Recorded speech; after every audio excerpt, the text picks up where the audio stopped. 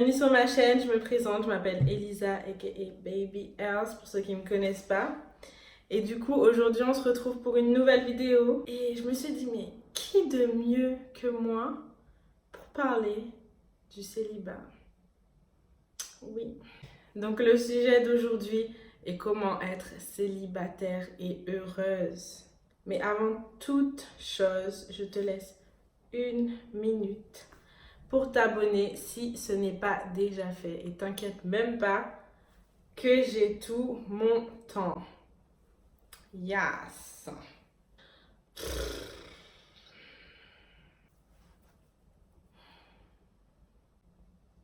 Quoi?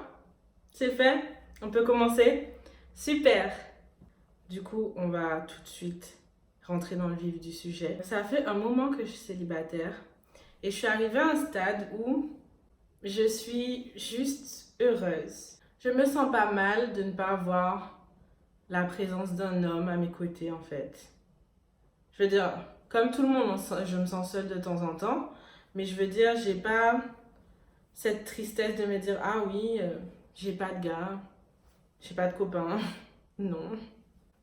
Et du coup, moi, je vais vous expliquer comment j'ai fait pour arriver à ce stade-là. Yes.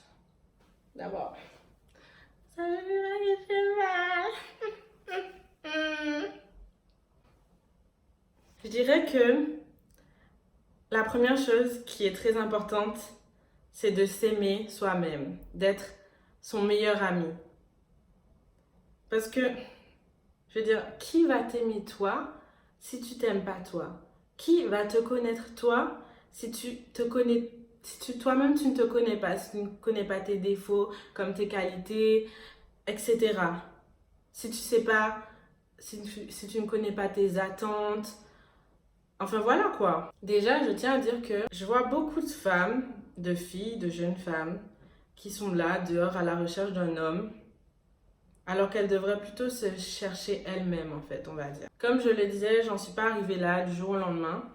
J'ai appris à m'aimer, j'ai appris à aimer le fait d'être seule, j'ai appris à passer du temps avec moi-même. C'est qu'il faut d'abord aimer sa propre compagnie avant de vouloir la compagnie de quelqu'un d'autre. Je sais pas moi, cette année, par exemple, j'ai des buts. J'ai des buts dans la vie, j'ai des projets, j'ai un passe-temps. Je veux dire, j'ai pas le temps de me morfondre, j'ai pas le temps de penser au fait d'être célibataire. J'ai pas la place dans mon emploi du temps pour me morfondre. Ce que je veux dire, c'est qu'il faut d'abord, on va dire, arranger sa vie. Parce que, en fait, les personnes, si vous regardez bien, les personnes qui réussissent dans la vie, c'est les personnes qui ont le bon état d'esprit, qui font en sorte d'être heureuses, de faire des choses qui les rendent heureuses. Bien sûr, moi aussi, genre, l'année dernière, j'étais souvent là à me demander, ouais, pourquoi moi, j'ai pas de copain, pourquoi c'est jamais le bon, pourquoi à chaque fois, ça finit toujours par se casser, pourquoi on me traite comme ça, pourquoi c'est pas le bon. Que des questions de loser. The fuck. On se pose des questions dont on n'a même pas la réponse. Je veux dire, c'est pas des questions dont on peut contrôler la réponse. Je veux dire, ça n'a pas marché, tu sais pas pourquoi, c'est pas de ta faute, c'est pas quelque chose que tu as pu contrôler. Et justement, il faut se poser les bonnes questions. Il faut se demander qu'est-ce que cette relation m'a apporté, qu'est-ce que ce garçon m'a appris, qu'est-ce que ça m'a appris sur moi-même, sur ce que je veux, sur mes attentes. Parce que, qu'on soit clair, chaque relation et chaque personne qui rentre dans vos vies vous apprend, vous apporte quelque chose. Je sais pas pourquoi je bouge ma tête comme ça. Et j'ai envie de te dire que c'est à toi de choisir si tu veux être célibataire et triste. Non! Ou célibataire et heureuse, tu vois.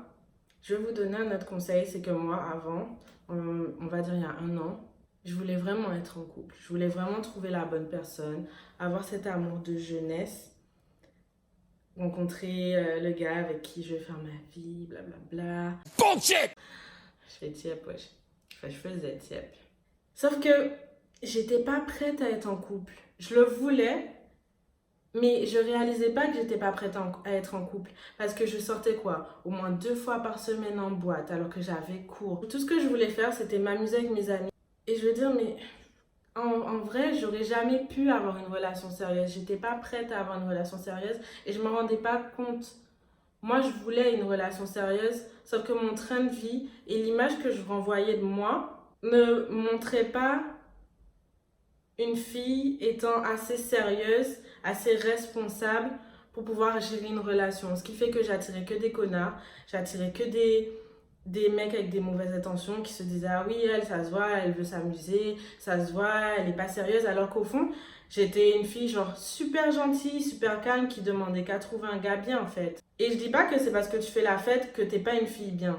Mais je veux dire, il faut savoir modérer sa vie, trouver un équilibre entre les deux parce que bien sûr je vais continuer à m'amuser avec mes amis. Je continue quand même à m'amuser avec mes amis mais en fait je suis plus chill et ça se ressent, les gens autour de moi le ressentent et je sais que récemment les gars qui viennent m'aborder ce sont des gars, on va dire, je peux pas savoir s'ils sont bien mais ils ont l'air d'être des gars bien et d'être des gars qui ont de bonnes intentions.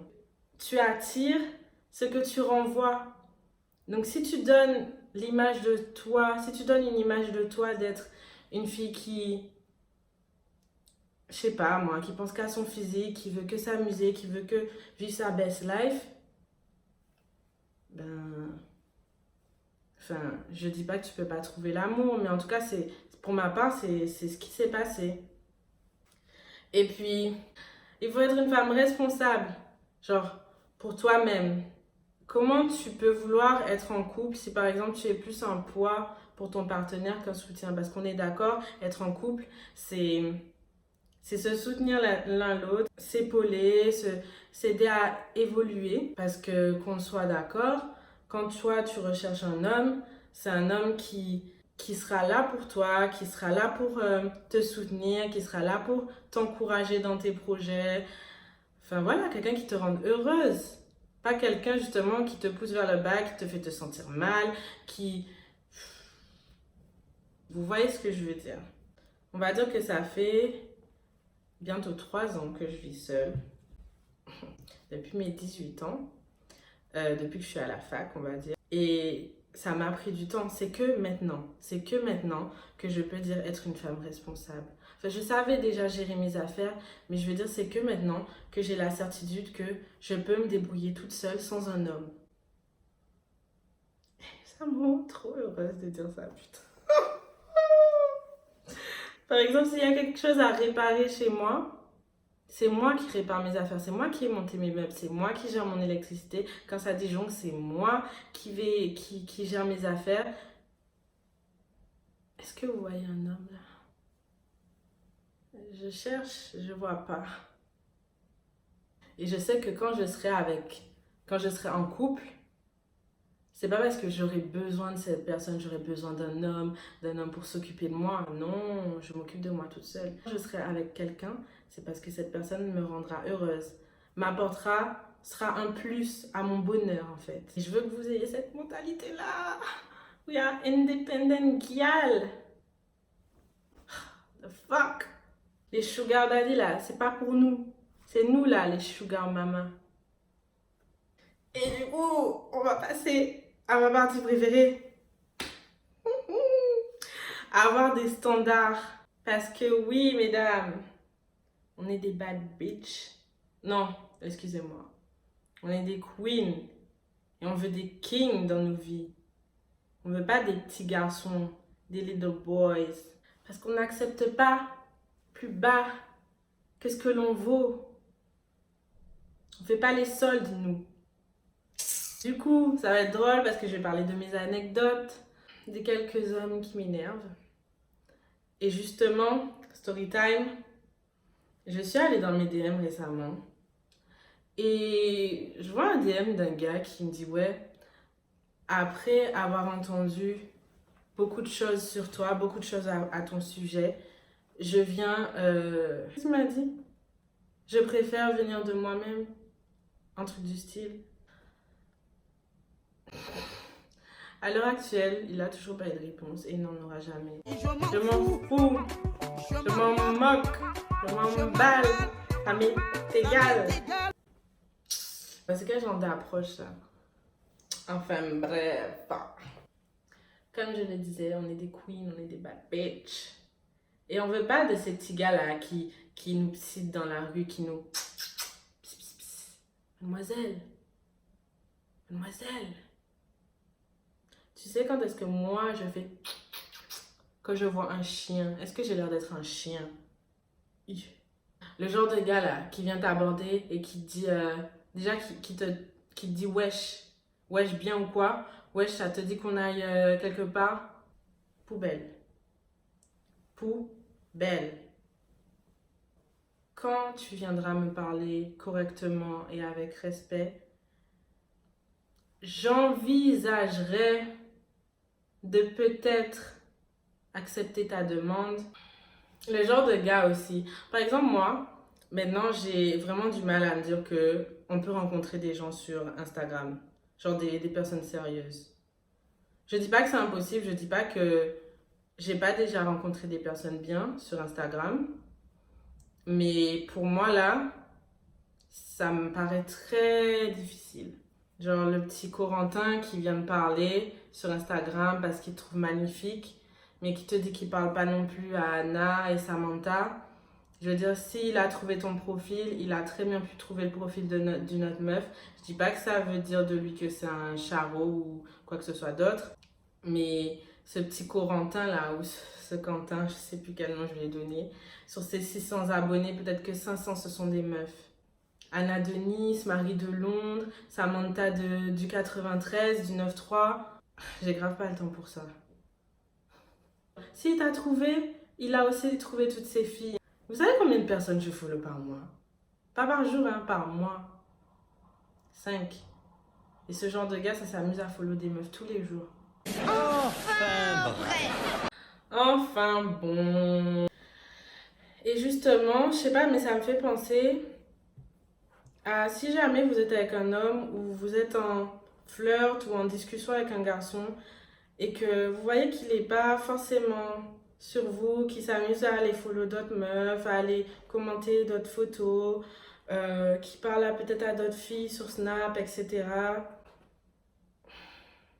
Poubelle. Poubelle.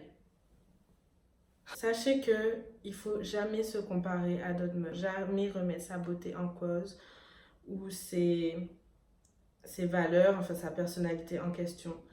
Et j'ai été dans ce cas à me dire ouais mais qu'est-ce qu'elle a de plus que moi, mais plus jamais de ma vie je serai comme ça. Comme on dit, ça arrive même au meilleur.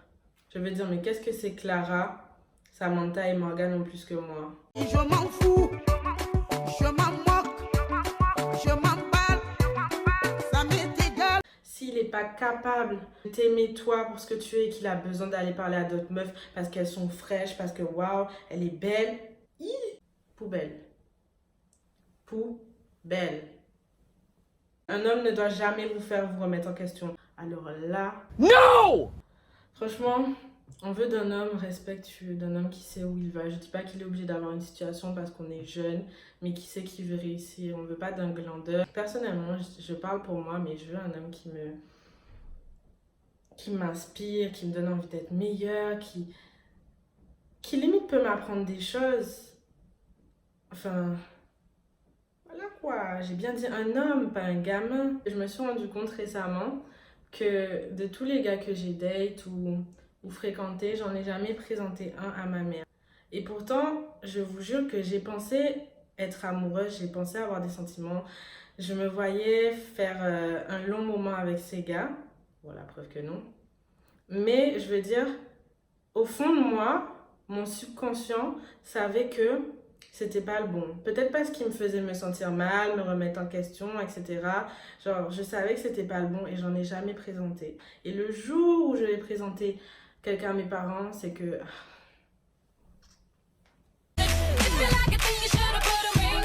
Non, mais c'est que vraiment cette personne fera un long chemin dans ma vie. Et généralement, c'est au bout de 4 mois que tu sais si... 4 mois à 6 mois que tu sais si cette personne est faite pour durer dans ta vie.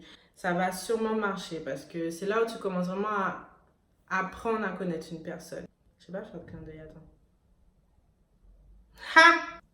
Et comme je le disais à propos des soldes, est-ce que tu as déjà vu Dior, Chanel ou Fendi faire des soldes? Pas moi en tout cas. Et c'est la même pour toi. Tu es une marque de luxe, tu n'acceptes que des produits de luxe. On ne fait pas les soldes, on ne recycle pas. Du coup, c'est tout pour moi. Non, en vrai, je crois que j'ai fait le tour de tout ce que je voulais vous dire. Je voulais vraiment vous parler de comment je suis arrivée à ce stade où je suis heureuse en étant seule, où j'ai des standards, où je me morfonds pas, je fais justement en sorte de m'occuper et d'être heureuse seule, de me connaître. Et je sais que la prochaine personne qui rentrera dans ma vie, c'est pas quelqu'un dont j'aurai besoin, mais quelqu'un qui va m'apporter plus de bien-être, plus de bonheur, etc. En tout cas, j'espère que cette vidéo vous aura plu, que tous ces conseils vous seront utiles et que notre petite discussion va porter ses fruits, hein. Si vous avez aimé cette vidéo, je vous laisse mettre un petit pouce bleu ou rouge si ce n'est pas le cas et de laisser un commentaire. Et surtout, j'aimerais que vous me donniez des idées de vidéos, de ce que vous aimeriez voir, de ce qui vous ferait plaisir. Et ben, je lirai tout ça. On se retrouve bientôt pour une prochaine vidéo. Bisous!